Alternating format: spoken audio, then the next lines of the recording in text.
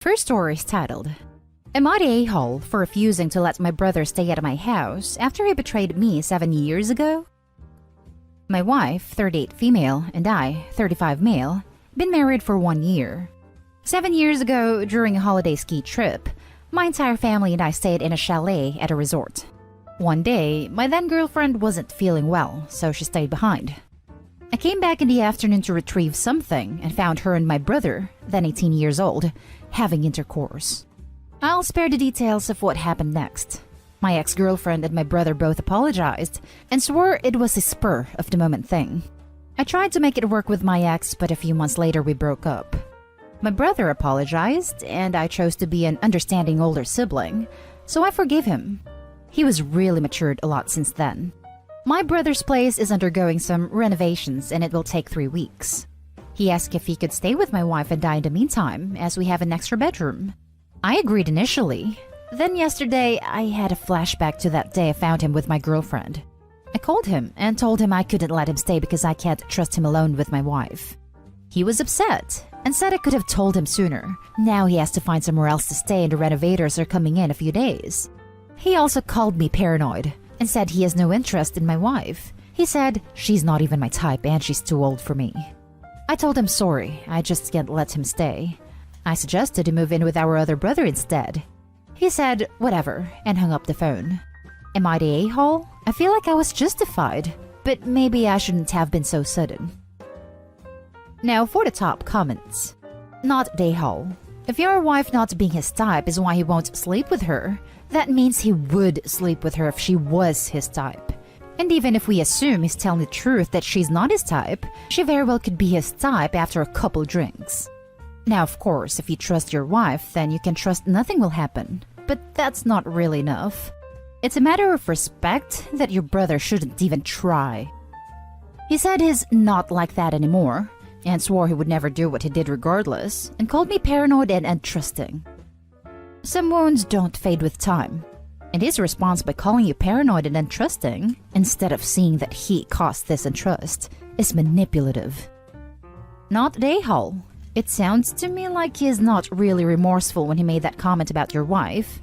If he really was sorry, he should have said, I wouldn't sleep with your wife because I don't want to betray you again. I wouldn't trust him again. Also, info. How did your family react to the situation? I only told our other brother about the situation. No one else in our family knows. It happened near the end of the trip. I told the other family members I broke up with my girlfriend because she cheated on me, but didn't say with who. Everyone sucks here. I totally see where you're coming from, as I also have past trauma/distrust from my ex. But I can also see some holes in your tale. You said he matured a lot since then, and you forgave him. You haven't mentioned how your wife, you know, the other person in the house, feels. You're also not taking into consideration the trust you have in your wife. It's clear your ex was also at fault for the chalet. Your wife is a different person, and I assume you trust her. Now, for the next story. Am I the a-hole for not pushing my daughters to cuddle with my wife? My wife and I have 3 daughters. 13, 7, and 3 years old. My wife is 6 months pregnant with our 4th. I have always been really affectionate with our daughters, pretty much from their birth. I never force or pressure them. I would just ask if they wanted to cuddle when we're watching a movie or something. My wife is affectionate, but not as much as I am. My 3-year-old usually just sits on her own with her toys, but my 7-year-old pretty much has a permanent reservation in my lap. When my 13-year-old turned 11, she asked if she could sit on her own from now on. I said of course, and she did so. But then maybe 2 to 3 months ago, she asked if we could snuggle up again. She said the only reason she stopped was because her friends said it was weird, but now she doesn't care anymore. My wife was happy when my 13-year-old asked to cuddle again, but I noticed she would get a little sad when she saw 7 and 13-year-old with me. I've asked them both if they would like to cuddle with their mother for a while, and 7-year-old would usually go to her mother and then come back to me after a while, but 13-year-old would rather stay with me. My wife broached this with me and said she wanted me to tell them to cuddle with her more. I told her I did suggest that to them, but I'm not going to push or pressure them. I know it might be difficult for her, But I suggested to my wife that she ask herself and just be more all-round affectionate with them, especially when I'm not around. But she doesn't accept this and says I'm being selfish and unfair and that I should be sharing our daughters more. She also suggested that I deny them when they want to cuddle so they go to her instead. She says she would do the same for me. Am I the a-hole? Edit. Someone suggested I edit my post to mention this. But I don't believe my wife's suggestion of denying my daughter's cuddles was genuine. I think it was just her grief talking. Now for the top comments. Not a hole. Your wife has to learn that this is a bodily autonomy issue. If they don't want to snuggle her, they won't. And trying to force the issue isn't going to help. Thanks for your comment. Yeah, I agree. But I still don't want her to be upset, you know? Especially since she's pregnant. Pregnancy does not override consent or any other fundamental value. Not a hole. No one should be pressured into giving anyone affection, not even their parents. I understand that your wife is hurt, but pushing your daughters or denying them your affection is not the solution. Agreed. Any suggestions how to approach this with my wife? I think that she needs to be reassured that this isn't that the kids don't love her, but that everyone has a different love language and hers with the kids so far hasn't been cuddling. She needs to understand that your kids have their own bodily autonomy and want different affection from different people. It's a hard conversation to have, and I do understand why she is sad about it. But that doesn't mean she can force it on the kids. I agree with the love language thing. My wife has always spent time with our daughters doing activities, mostly things like baking together. I think it's just that my 13-year-old wanting to cuddle again has made my wife want in on that as well. Next story. Am I the a-hole for not rehiring the nanny we fired over a misunderstanding? I, 38 female, have a 17-year-old daughter from a previous relationship and a 6-year-old daughter from my current marriage. My husband and I both work, so we employ a nanny. This nanny also takes care of my 11-year-old nephew who comes over a lot when my brother is at work. A couple days ago, my meeting for the afternoon was rescheduled, so I decided to go home at 4:30 instead of my usual 6:30. The nanny was supposed to bring my daughter home for a snack before dropping her off at dance. I walk in, and I'm surprised to find that the nanny isn't back yet. I go to the kitchen and find a can of Smirnoff Ice Mash poking out of the trash can. All the alcohol in my house is in a wine cellar, and my husband and I don't buy Smirnoff. I was furious because nobody in the house had any business drinking. My nanny, when she was hired, was told that drinking on the job was strictly banned. I went into my daughter's room where she was lounging on her bed and held up the can. I asked if this was hers. My daughter swore up and down that this wasn't hers. She looked me in the eyes and said that she heard a can being cracked open by the nanny and that she saw the nanny drinking something in a can as she passed by the kitchen. I called the nanny and she said she was on her way home and there was traffic. She comes in and I ask her about the can. She said this wasn't hers but kept not meeting my eyes. The nanny admitted to drinking from a can but said she disposed of it elsewhere and it wasn't alcohol. I decided to believe my daughter and told the nanny that we were going to have to let her go. After the whole debacle, I called my brother to tell him that somebody else would be caring for his son when he came over next. A few hours later, my brother calls to say that his son claims that my older daughter told him she'd get alcohol from friends and she disposed of it before we got home. My younger daughter comes up to me after dinner and says she's seen the same colored cans as the one I found under her older sister's bed. I confronted my older daughter and she finally admitted she lied. She apologized to her sister and said she learned her lesson. My brother said his son really wants the same nanny as before, and my younger daughter asked if this means the nanny can come back. My older daughter said it would be humiliating to have to admit fault to the nanny, and said I can't be so cruel as to make her see this nanny again every day. She asked if this means she has to grovel in front of the nanny. I told her that while we are disappointed, we do not want to put her through this, and hopefully we can find just as good a nanny. I told both my brother and my younger daughter that it would be best we do not reach out to the nanny in any way, and that it would be rather humiliating to make my daughter apologize given the situation and potential for awkwardness. My younger daughter cried and said she loved the nanny more than her sister. Am I the a-hole? Now for the top comments. You're the a-hole, not for not rehiring her, but for not apologizing and making your daughter apologize. So it's cool if she just goes through life not taking responsibility for her actions because it's humiliating?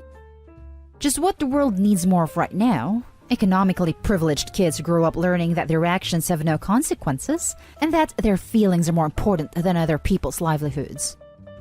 Exactly this. OP needs to see this. The nanny has lost her job and her income over a lie. The only person facing consequences of the daughter's lie is the nanny. OP is a terrible mother if she's worrying about her daughter's feelings instead of making the situation right. All her daughter is learning is that it's okay to lie, regardless of who she hurts in the process. With lessons like that, she's going to be a horrible adult. You're the a-hole, and both you and your daughter needs to apologize. I doubt your nanny wants to work for you anymore, but saying it's too humiliating for your daughter to apologize is... yikes. You're the a-hole. You're punishing 4 people to save the one who caused this entire mess. You're also teaching your eldest daughter that actions don't have consequences. She took the coward's way out and blamed her actions on someone else and got caught in a lie. She literally cost an innocent person their job. A fitting punishment would be for her to have to see that person every day, so you should think about doing this sort of thing next time, especially since your brother, nephew, and youngest daughter like her. You're not always going to be there to protect her or keep her from facing consequences. At the very least, you should have her apologize to the nanny, and you should too. Now for the last story. Am I the a-hole for taking a much-needed vacation in the middle of my wife's grief? At around 6 p.m. Tuesday night, my mother-in-law died. Doctors had discovered that she had an inoperable brain tumor around 5 months ago, and we pretty much knew that there was no hope. My mother-in-law had been in hospice and it was a good facility, but my wife still went into total zombie mode. So it's been 5 months of non-stop work and no affection or appreciation of any of my efforts. My wife does nothing but eat pre-packed microwave meals, so I have to cook dinner for our 15-year-old daughter.